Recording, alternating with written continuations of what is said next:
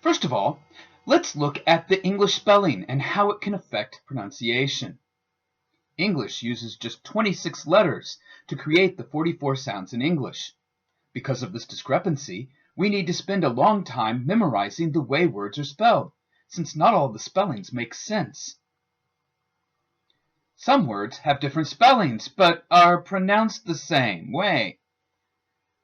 For example, right, right, right, and right. Some of the letters disappear when you say the word, like the W, G, E, and H. This can make it very confusing to know how to pronounce a word. However, when you employ the IPA spelling, it becomes much clearer to pronounce a word. If you see the IPA symbol, you have to pronounce it because each IPA symbol is a sound. There are no silent letters or letters making unusual sounds. The IPA makes it easier to pronounce words. Bread, right, spelling. You only see the sounds that are there. The A in bread is not in IPA. The breaks between the syllables are also easily visible, like in spelling. Here is another example of how the IPA can be useful. Produce or produce. The same spelling, but the pronunciation changes the parts of speech. One is a verb and the other is a noun. They are pronounced differently.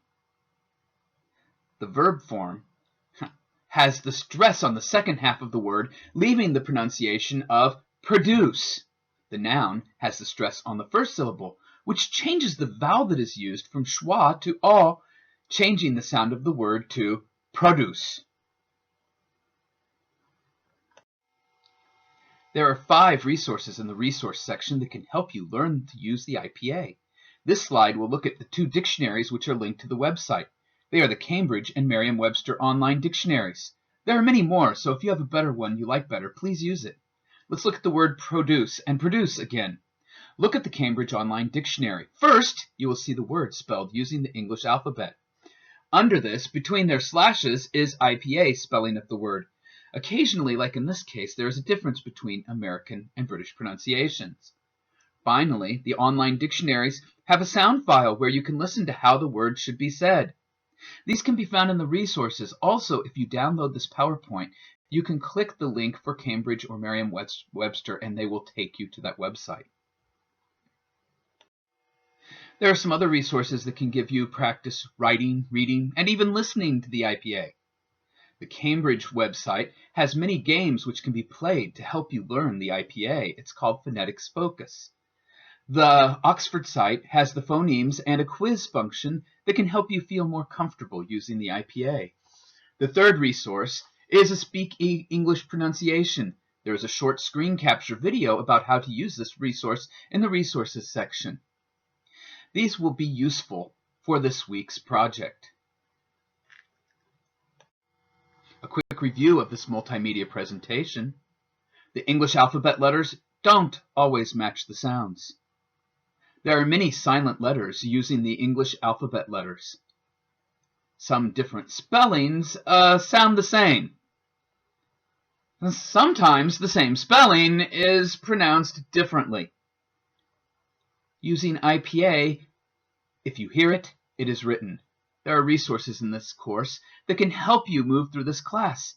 They are found in the resources section of this course.